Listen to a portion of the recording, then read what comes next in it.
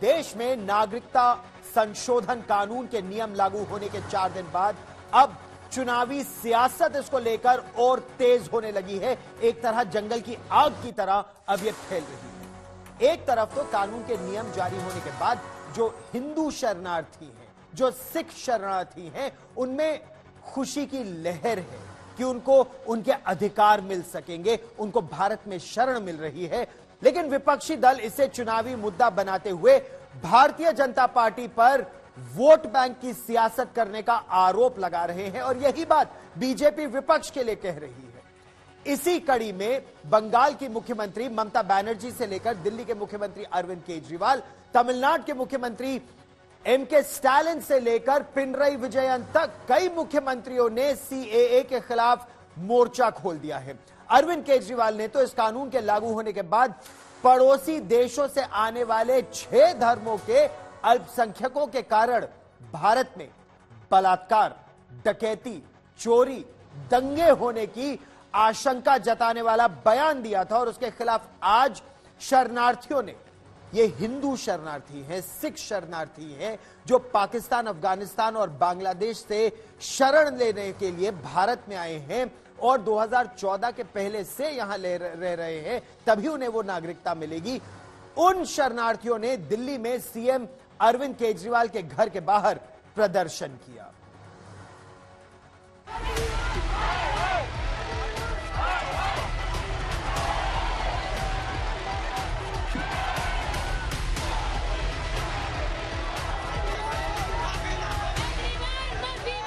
दिल्ली में मुख्यमंत्री अरविंद केजरीवाल के घर के बाहर ये प्रदर्शन सीएए को लेकर सीएम केजरीवाल के बयानों के विरोध में हो रहा था। बड़ी संख्या में प्रदर्शनकारी केजरीवाल के विरोध में लिखे गए नारों वाले तख्तियां लेकर उनके घर के बाहर प्रदर्शन कर रहे थे। दिल्ली के मुख्यमंत्री अरविंद केजरीवाल के घर के बाहर विरोध प्रदर्शन का दौर चल रहा है। ये पाकिस्तान से आए हुए हिंदू समुदाय के लोग हैं जो नाराज हैं, गुस्सा हैं और महिलाएं बैरिकेड तोड़ने की कोशिश कर रही हैं। अरविंद केजरीवाल मुर्दाबाद के नारे लगाते हुए। असल में पूरा विवाद कल शुरू हुआ जब आम आदमी पार्टी के मुखिया और दिल्ली के मुख्यमंत्री अरविंद केजरीवाल ने ये कहा कि सीएए के तहत अगर पाकिस्तान, बांग्लादेश से आने वाले लोगों को भारत में नागरिकता दी जाती है तो इससे भारतीय युवाओं की नौकरी छिनेगी और भारत में लॉ एंड ऑर्डर की सिचुएशन बढ़ेगी, क्राइम बढ़ेगा। और आज देखिए किस तरह का विरोध प्रदर्शन दिख रहा है। कई सारी ऐसे महिलाएं इसमें जो पाकिस्तान के सिंध प्रोविंस से आई हुई हैं और अब विरोध प्रदर्शन कर रही हैं, अरविंद केजरीवाल से माफी की मांग कर रही हैं। आप लोग माफी मांगो, केजरीवाल माफी मांगो, केजरीवाल माफी मांगो। क्यों? केजरीवाल को नहीं छोड़ेंगे। ये बताइए। पिछले 2, 3, 4 और 5 दशकों से भारत में शरणार्थी की तरह रह रहे पाकिस्तान और अफगानिस्तान से आए लोग सीएम केजरीवाल के उस बयान से आहत थे जिसमें उन्होंने सीएए लागू होने पर देश में अपराध और दंगे बढ़ने की बात कही थी। ये देखिए हमारी हालत कैसी हो पड़ी है। हमारे पास कहाँ से आए हैं आप? हम सिंध हैदराबाद से आए, यहाँ तो हमें 11 सेक्टर रोहिणी से आए हैं। सिंध से, पाकिस्तान से आए थे। हम 2013 में आए थे। हमने हमारा परिवार छोड़ा, घर छोड़ा, मकान छोड़ा, हमने आए हमारे मुल्क, हमने देश छोड़ा। हम रहना चाहते, हिंदुस्तान में रहना चाहते। क्या नाम है आपका? मेरा नाम भवानी है। कहाँ से आई आप? हम सिंध हैदराबाद से आए। हमारा घर बार छोड़, हमारा परिवार पाकिस्तान में है। हमारा मुल्क वो नहीं है और हमारा खून निकालो, इधर हमारा खून निकालो। हम हिंदू हैं और हिंदू रहेंगे। हम मोदी के बंदे, भगवान के बंदे, माँ धरती के बंदे, माँ भारत के बच्चे हैं और हम माँ भारत में रहेंगे। सीएए लागू होने के बाद पाकिस्तान और अफगानिस्तान से आए हिंदू और सिख शरणार्थियों को भारत के नागरिक होने के रास्ते खुले हैं। सरकार ने उन्हें नागरिकता देने के लिए प्रक्रिया भी शुरू कर दी है। ऐसे में सीएम केजरीवाल के बयान के बाद इन शरणार्थियों में नाराजगी तो है ही, केंद्र सरकार ने भी केजरीवाल के आरोपों को खारिज किया है। मुख्यमंत्री अपने भ्रष्टाचार के उजागर होने से अपना आपा खो बैठे हैं। उनको मालूम नहीं है कि ये सारे लोग आ चुके हैं, आज भारत में ही रह रहे हैं। सिर्फ इनको अधिकार नहीं मिला है, वो अधिकार देने की बात है।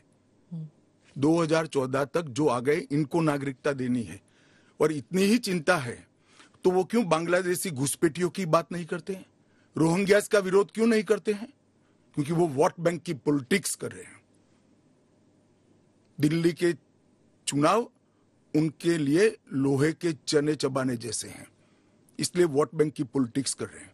नौकरी का कहां सवाल है? वो ऑलरेडी यहां है।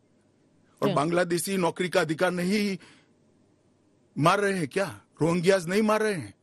इनके लिए तो आप कभी नहीं बोले भाई। सिर्फ जो हिंदू शरणार्थी आए हैं, जो बौद्ध शरणार्थी आए, जो जैन, पारसी और क्रिश्चियन शरणार्थी, इसी का विरोध कर रहे हैं। दरअसल दिल्ली में पहले रोहिंग्या और बांग्लादेशी शरणार्थियों को लेकर सियासत होती रही है, लेकिन CAA के बाद केजरीवाल ने हिंदू, सिख, पारसी, बौद्ध जैसे धर्मों के शरणार्थियों के लिए आपत्तिजनक संबोधन का इस्तेमाल किया था।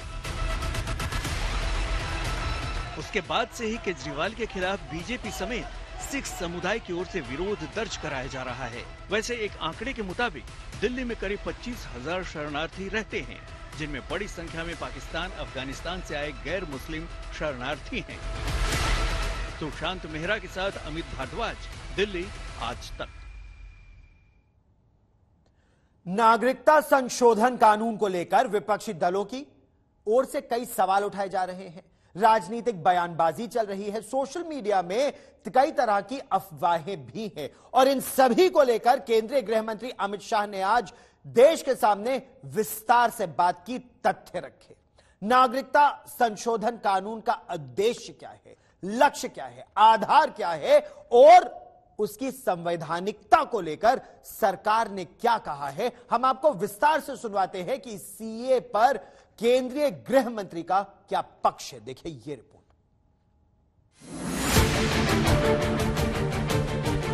आप 2019 में 20 में पास हुआ था, हम लोगों ने अपोज किया था, तो चुनाव का 2 दिन पहले करने का मतलब क्या होता है?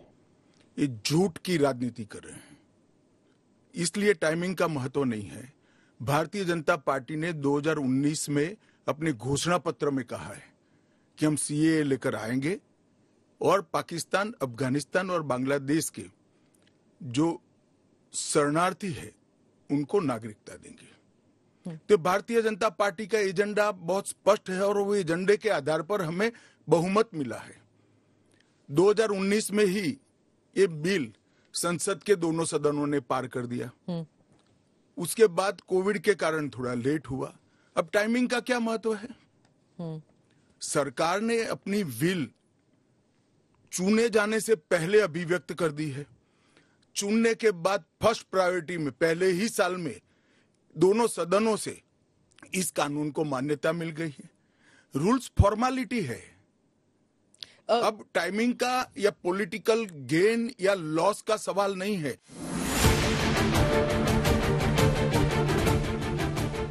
এটার পেছনেই হচ্ছে এনআরসি, এটা হচ্ছে ওটা মাথা, এটা লেজু। সুতরাং আমরা দুটোই করতে দেবো না। তার কারণ হচ্ছে যদি কেউ आगे যেটা অধিকার ছিল डीएम দিত, वो भी समझ रहे हैं कि उनको अधिकार नहीं है। हमारे संविधान के अनुच्छेद 11 में संसद ने नागरिकता के बारे में कानून बनाने का अधिकार केवल और केवल भारत की संसद को दिया गया है। एक केंद्र का विषय है, केंद्र और राज्यों का साझा विषय नहीं है। तो नागरिकता के बारे में कानून और कानून का इम्प्लीमेंटेशन, वो दोनों हमारे संविधान की 246/1 अनुच्छेद के माध्यम से इसको शेड्यूल 7 में डाला गया है, जो केंद्र की इसकी तमाम शक्तियां केंद्र को दी। तो कोऑपरेशन की जरूरत नहीं है क्योंकि ये करना ही होगा। मैं मानता हूं चुनाव के बाद सब कोऑपरेट करेंगे। ये पॉलिटिक्स के लिए गलत प्रचार कर रहे हैं, अपीसमेंट की पॉलिटिक्स।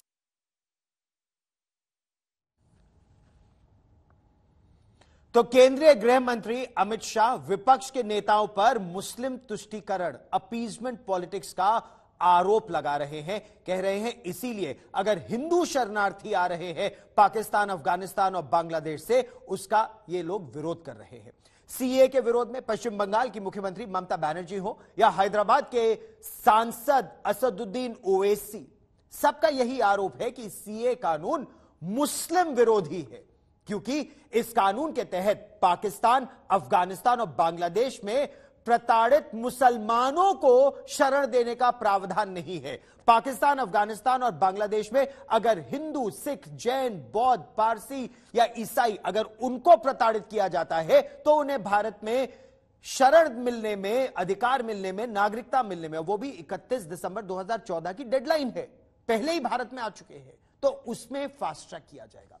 आज सरकार ने साफ किया कि एक तो मुस्लिम राष्ट्रों में मुसलमानों को कोई प्रताड़ित नहीं कर सकता, आखिर वो मुसलमान देश है, मुसलमानों के लिए देश है।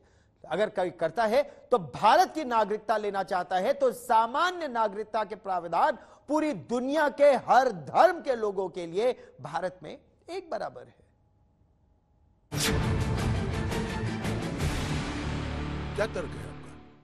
एंटी मुस्लिम कैसे है कि आप सिर्फ मुसलमानों को एक उसको आपने क्राइटेरिया बना दिया? ये मैं वो कह रहे हैं क्राइटेरिया ये बना है कि जिस पर धार्मिक प्रताड़ना होती है इसको देंगे, और अगर वो मुसलमान, और भारत के पुराने हिस्से से मुसलमानों पर इसलिए धार्मिक प्रताड़ना नहीं हो सकती कि तीनों देश घोषित इस्लामी स्टेट है।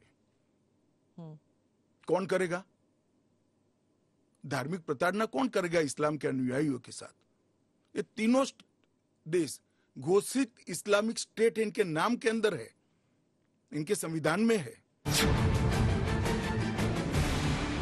तो अगर आप पारसी और ईसाइयों को ला सकते हैं तो मुसलमानों को क्यों नहीं? देखिए, मुस्लिम आबादी के लिए ही वो हिस्सा आज भारत का भाग नहीं है। वो भूमि इसीलिए दे दी गई थी। फिर तो हर देश से अव्यवस्था से जो आना चाहिए इसके लिए भारत के दरवाजे खोल लो। भारत कहां बचता है? अखंड भारत के जो लोग हिस्सा थे और जिन पर धार्मिक प्रताड़ना हुई है उसको शरण देना मैं मानता हूं हमारी नैतिक जिम्मेदारी है और हमारी कॉन्स्टिट्यूशनल रिस्पॉन्सिबिलिटी। और स्मिता जी, आप आंकड़े की गहराई में जाइए। जब विभाजन हुआ तब पाकिस्तान में 23% हिंदू थे, हिंदू और सिख थे। आज 3.7% बच गए। कहां गए सारे? इतने सारे तो यहां आए नहीं। धर्म परिवर्तन हुआ, अपमानित किया गया, दोयम दर्जे के नागरिक के नाते इनको रखा गया। कहां जाएंगे ये लोग? क्या देश इसका विचार नहीं करेगा? देश की पार्लियामेंट इसका विचार नहीं करेगी? देश की पॉलिटिकल पार्टियों ने इनका विचार नहीं करना चाहिए? इसमें अहमदी मैं बांग्लादेश की बात करता हूं जी। 1951 में हिंदुओं का प्रतिशत 22% था। मैं 51 की बात कर रहा हूं, बांग्लादेश की 51 के आंकड़े ऊपर हमारे पास है। 2011 की जनगणना में वो 10% रह गए। कहां गए वो लोग? अफगानिस्तान 1992 के पूर्व, मैं 92 के आंकड़े मेरे पास लगभग 2 लाख सिख और हिंदू थे और आज करीब 500 बच गए। क्या इन लोगों को अपनी बिलीफ से जीने का अधिकार नहीं है? वो जब भारत एक था तब हमारे ही थे, हमारे ही भाई है, हमारी ही बहन है, हमारी ही माता है। अगर यही थ्योरी को आप अपना लो तो पार्टीशन के बाद इतने सारे शरणार्थियों को क्यों लिया? उसका भी तर्क नहीं है फिर तो।